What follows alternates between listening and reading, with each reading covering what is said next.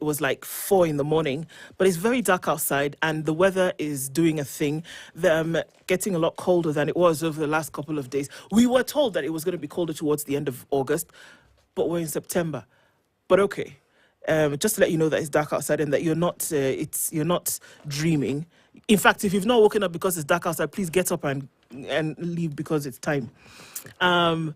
As we're getting into the third hour of Kenya's biggest conversation this morning, and we're getting into a moment where we will look at what it means that the president is in the Far East having these conversations with the Chinese in this bid to have more funding on the table and to then be able to have partnership help when it comes to certain development projects that either want to be initiated or that those that want to be completed. We will be joined very soon by Professor Peter Kagwanja, and we will be looking at the summit, and we'll look at the multi-million-dollar agreements and what they actually mean for Kenya in terms of what will it do for our debt? What will it do for further relations, future relations? It's a story that's also carried in the dailies today. And even as Professor Kawanja gets here, we'll just look at some of these things that have been put on the table. We know now that Kenya has become a member of the AIIB. And you asked that what that is. That is the Asian, what is the name of that? It's the Asian Infrastructure Investment Bank. That is exactly what I was saying. Yes. You see? And it's essentially what it does is that it allows you to then borrow concessionally. You're essentially part of a club and that you will be considered for certain things. Interest will be considerably lower than what you've done before. And you know, it's a route to market essentially, that you will then be allowed to get more help at a lower percentage and maybe just then be able to negotiate better. Some of these cases that we've seen where Kenya has gotten to this throttling debt is that the negotiating aspect of this, either the door has been shut or that it hasn't been negotiated properly. Kenya's currency doesn't allow you to compete right now on the international scale, whereby you'll borrow in your own local currency like what the Japanese do.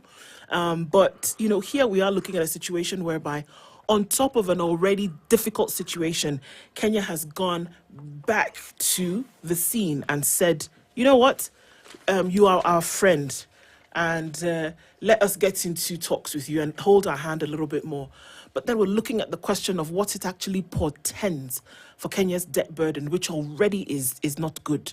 When you're looking at 71 shillings, around about 71 shillings out of every 100, that on the first charge from the consolidated fund goes directly to debt. There's a big problem here. And then the second charge, when you look at pensions and then other payments, one has to ask the question, what is then left for development?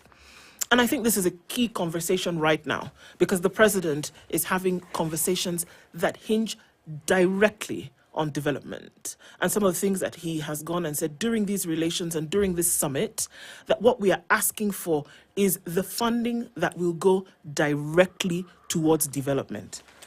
In my opinion, on one side, this is a very good thing. Why? Because what it allows you to do is that you've opened your mouth and said, this help or this assistance that we are getting is going directly towards development. You then must see the outcome of it. Is that on the bane of our existence? That's because other conversations that have preceded other borrowings have had a similar narrative. We are borrowing so that we can do this and build this dam and that bridge and to do this and the other. And that this and the other didn't quite happen, but the debt remains as a constant. Because with the sort of monies that we say we are paying, if you look at the debt that has brought about that repayment schedule, it means that that sort of amount of money, you say this every other day. If it had been invested in the country, surely would we not see it? Yes. Should there not be a huge difference? But we don't see it. But this is the thing here, because CT, during this summit, it is not, they didn't say our debt burden is too high, please help us offset our debt. No. In the first round of communication, which happened yesterday during the summit, and there was a direct opportunity for Kenya and the President, William Ruto, to have a conversation with President Xi Jinping, the first thing that rolled off the tongue was that the big ticket projects that he discussed were the multi-billion shilling extension of the Standard Gauge Railway. If money comes, that is what we expect to see. The second one was the Rironi Mau Summit Eldoret Malaba dual carriageway, which he said were Nairobi's top priorities in the engagement with China. So if the money comes from China, that is what we expect to see. Other big ticket development projects that have been asked for, you have gone in full glare of the world and you have named them in detail and said, this is what we're looking for support for. That there are key strategic developments that the country needs at this point. And this is the kind of money that we're asking for. Okay, this is the kind of partnership that we're asking for, which otherwise known as money, to make these things happen. So don't you think that there would be a significant problem if, for example, China says, okay, bro, we got you, and says, here, have this, you're part of the big bro club now, you're part of the AIIB, and then at the same time you say you need money for projects and this kind of development, we see you, we got you. Don't you think it would be a little bit of a problem, for example, if you do not see the development of the Standard Gauge Railway? But is this not the narrative that has always existed when we borrowed money? It's not a different narrative, really. Because when the countries that lend us money understand that our laws permit us to borrow for development, it's not that they don't, they know. And the reason why that money is given for development, because when you have development, it then means you've laid the foundation on which your economy can grow. When your economy grows, it therefore means that you have more money. When you have more money, paying back this debt is not difficult. It's like you borrowing money for a business. It's just that as a country, our business is called government, okay? And the manifestation of this is the many projects. If you build a road, we know what that does. You enable trade, you enable ease of transport. When you build dams, we know what that means. All these things have a meaning to it, which guarantees, if indeed they are fulfilled, that the economy will grow, okay? Yeah. And it actually ought to grow in leaps and bounds. But we don't see that because the money actually never quite gets to where it's supposed to get. Right here outside the gate of Standard Group, there is some civil works that we were told would take 3 to 6 months. It's well over a year, and it is exactly what it was 6 months before that year ended. It's exactly where it was. Every once in a while, you will see some earth movers parked next to it, literally parked. And then after a week or so, they probably take it where it's actually going to do some work instead of just resting. In transit. Yes. There are many projects that we say have not been completed. Where the problem arises is many of these projects, money was borrowed for them and budgeted for them, which means that the cost of the projects as envisioned was already budgeted for and the money expended. But the projects are incomplete. See? So we have it's not a small problem. This is a gigantic problem, and it's the problem that bedevils us at every turn. Every time we have this conversation, this problem rears its head. So when I hear or read that we're borrowing money, I shudder. I'm actually quaking in my I'm boots. actually in fear. Because this 71% that we pay, what if it gets to 80%? Then what are we going to do? And right now, the government decided 1.5 billion is being given to civil servants. Because they were on strike, yes. Yes, and then there's something about house allowance which has been increased, okay? Now this 1.5 billion, is it what we're going to be paying per month? Is it what we're going to pay per year? Is it what? I thought we said that we're going to freeze these things. Who said? Well, salaries and the commission. Remuneration. Yes, had said. That's no more increase of allowance. Well, they had indicated that there's certain things they're going to cut down. But the point I'm trying to make is this. It's a bit confusing. I understand that you need to borrow at low rates. And this has been the discussion we had for the longest time when we were asking, why are we borrowing commercially when there are options to borrow at concession rates that are easy to repay? The interest rate alone. What's killing us is the interest that we borrowed on. When someone tells you we borrowed at 18% and it's in foreign currency, and then Moody and his friends decide that we are going to be downgraded, suddenly the exchange rate of the shilling and these external monies suddenly becomes untenable for us.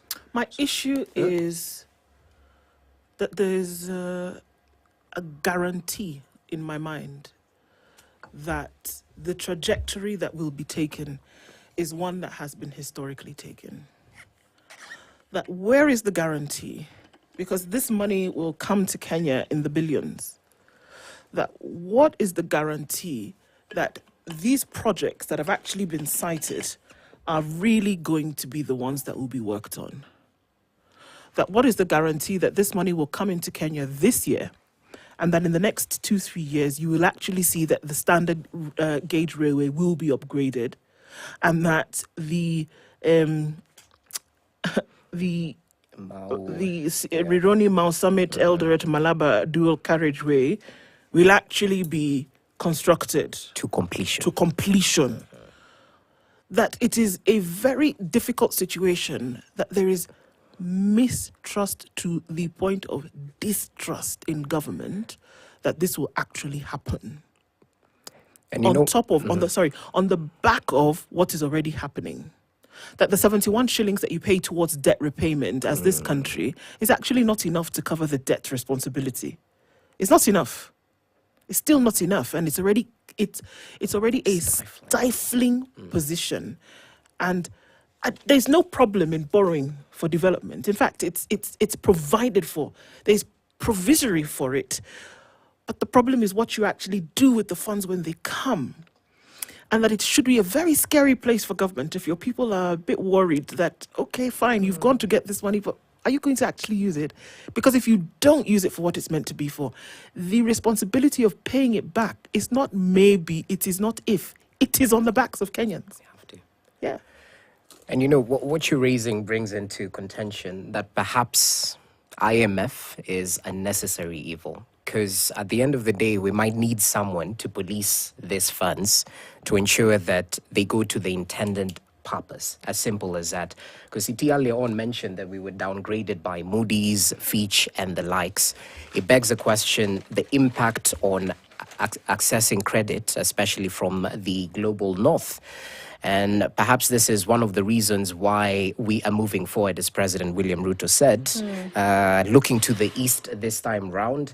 And as you mentioned, we are now members of this, the Asian Bank, who actually provide a maximum repayment period in terms of their concessional loans for 35 years. So it's a little bit longer, more convenient for us. At what interest? At what percent? No, that's the big question here. They don't ask. Huh? Yes, that's a big question. They haven't highlighted, but they say that Kenya has been given an option to raise cheaper funds at a time when global credit firms have raised the country's risk of default on sovereign borrowing. So the impact on being downgraded is definitely being felt, especially in the Western circles, yeah? So, this is not a question of the Kenyan people are saying, President William Ruto, do not go and borrow. It's fine.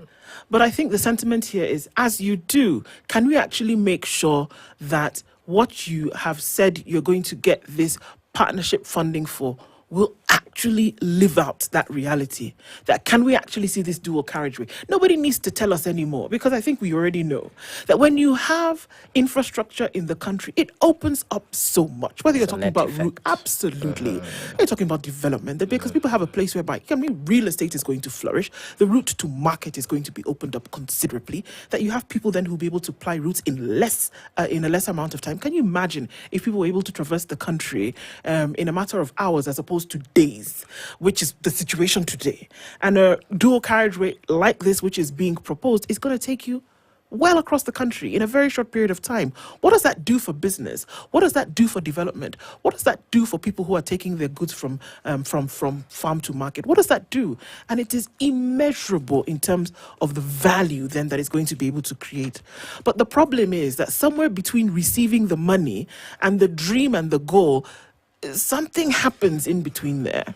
And it is unfortunately irresponsible governance that has taken us to that place before. That if you cannot show people in the last 10 years where development money went, and that you still go back to keep getting more, can you blame your people for doubting you?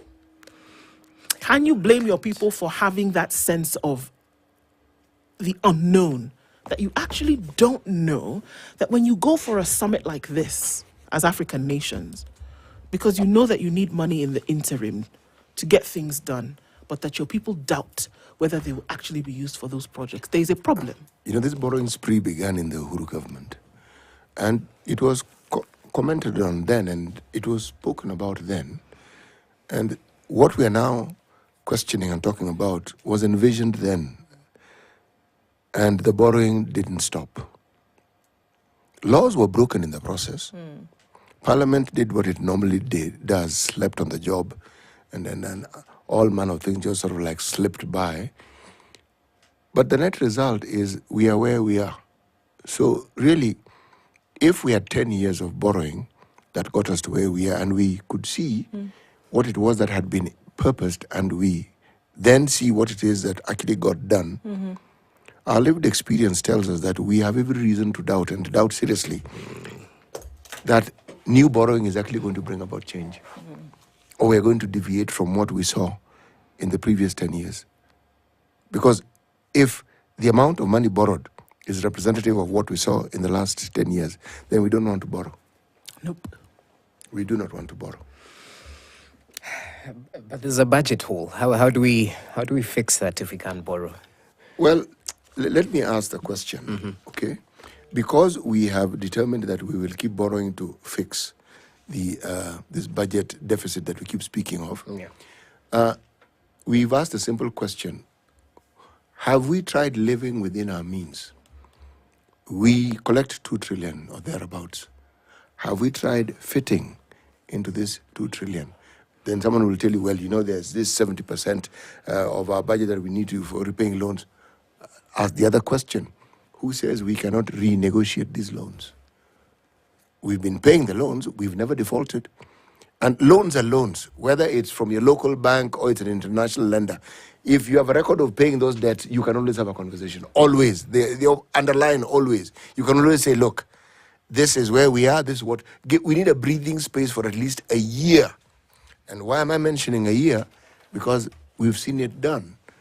When President Kibaki took the reins of power, 1 whole year, no new development projects. Work on the ones which existed. So the issue of borrowing for new projects did not arise for a year. So you rationalize and you understand exactly where you are. So when you start moving or borrowing, there's clarity. But this one, when you pile a debt on top of another debt and there isn't clarity as to what that debt did, and then you now want to pile another debt onto another debt, no matter how good the reason is, we have, unfortunately, our reference point is what has happened in the past, and what has happened in the past is not pleasant, is not easy to consume or even to accept. But no, sorry, sorry, please. I actually don't understand. I'm not even trying to be funny. I really, really don't understand. So you have 100 shillings, okay? Let's start from there. The experts have told us, and it's we can see that from this 100 shillings, 70 of it is going away to pay debts that you owe, okay? You now have 30 shillings left, right? About 16 of that 30 shillings is going towards paying recurrent expenditure. Actually, it's a little bit more than 16, but it's recurrent expenditure, pensions, everything. So you have about 8 bob left to do everything else. Development, you send money to the counties, you will do this, that, the other thing with 8 bob. Now, you're already drowning. In fact, you're well underwater now, and you've just got a little bit of oxygen left before you find your way to the top. Now, on top of that, what you've decided to do is, I don't even think this water is deep enough in this pond. How about I get into the ocean? Let me just even get deeper because, you know, it's nice. I like living on the rough side of life. I enjoy Russian roulette. Let me play it a little bit more. And I leave this pond and this lake, and I get into the deep blue sea with the devil. How? Because this money is not free. I don't think China loves Kenya like that. Does it? This money is not free. This money that they're going to give you is going to be in the billions to be able to do these development projects. Whether it is 100 years, whether it is 200 years, whether it is 5 years or 50, you will pay back that money. Where is it going to come from for you to pay it back in a situation where you are already in the red? I really don't understand. I want to be able to understand. Even if you want to do some kind of economic voodoo, how will that actually happen? And austerity measures is not the solution, by the way. Yeah? This talk about austerity measures, it's utter nonsense. Yeah. Absolute and utter nonsense. When you talk austerity, the conversation, in my opinion, ought to be, how does government stop wasting our money? Okay? Not austerity. Waste. Living large. Spending huge amounts of money on things which have nothing to do with development. That one. Because you can't, on the one hand, talk of austerity and you're still living large. So what are you talking about? And you know what? You raised something about living within our means, City. We can't live within our means with budgeted corruption. You know, you listen to the Auditor General raise a red flag time and time again. The fact that we lack transparency in our budget making process, that's why we have budgeted corruption. That's why we can't live within our means at the end of the day. That little aid bob that's supposed to go to development won't actually be materialized because there's someone who's planning for that 2 shillings for his own personal gain. Yes. One shouldn't tire of speaking about this because you see, when we support the sort of nonsense that we see being shoved down our throats every other day, all you're doing is patting these criminals on the back and you're telling them that they continue robbing you and plundering you and that it is okay. And it is not okay. Anything that diverts money that is intended for the benefit of the citizenry is a crime against humanity. They may not realize it, but it is. So there's a bad road. As a result of it, people die. It's you who has killed those people. Because there was money intended for that road, it didn't go there. There's blood on your hands, yeah. Yes, you do. If you're talking about a situation where it rains and we know it's going to rain and there are mudslides and people didn't move on time, we blame you because you knew it's happened before, you were told, you did nothing about it. You suddenly have floods, waterborne diseases are on the increase, people are sick, some die, people who did not need to die. You knew. All these things were known. And the reason why I'm emphatic about it is when you borrowed money, it was on the back of these problems that you said these things are going to be fixed. Sorted, yeah. Money was borrowed, they were not fixed. And here we are again. And it's a here we are again story over and over and over ad infinitum. What does Wanjigi say about, is it dubious or odious debts? Odious. They can also be Odious, dubious. yeah. Because at this rate, It's my called goodness. odious. You see the one thing that the Gen Z protest did. No, there are those who argue that it wasn't revolution.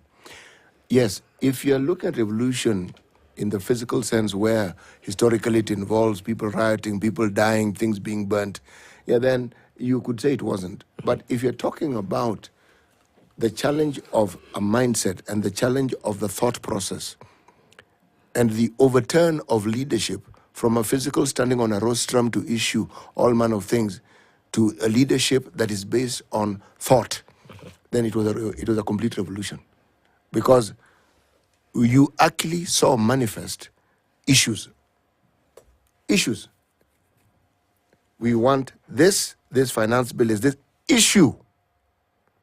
At no point were our people, these people, it is us, foreign. The foreign issue and the discussion came now from those in positions of authority, that these things must have been funded.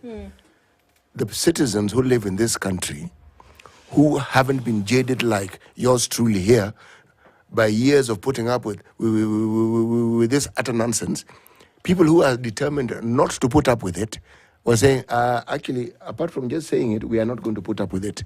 And they're speaking loudly. Suddenly, it is foreigners. The people who live in this country can feel the pinch. If somebody is in the age bracket of the Gen Z, they have relatives, they have parents, they can see the struggle of their parents. They can see, they live in those houses. The people who are having to live within their means are the people who had nothing to do with getting Kenya into the problem that it is in today. The people who should be living within their means are doing everything but living within their means. Yes. That it is very clear that you do not need a lot of the trimmings and trappings that No, you we're don't. seeing You that do government not. officials You are do not. You using do not. day in, day out. The runaway corruption that we are seeing in this country every single day, for which very few people are being brought to book, those are the issues that we ought to be dealing with when it comes to living within our means. When we're saying pull up your bootstraps and get your feet on the ground running in terms of what needs to be done to get this country from point A to point B, it is not being done by the people who need to do it. Kenyans are living within their means. Kenyans have no choice but to live within their means because they're suffering. That is what we are talking about today. It has nothing to do with the people who are actually living within their means.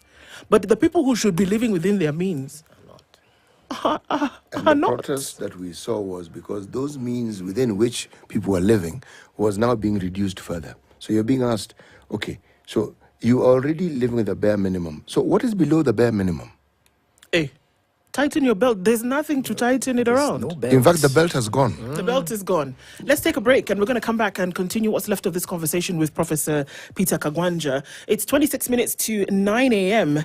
and we're looking at, all right, more projects, more debt. What happens when the president comes back to the country with a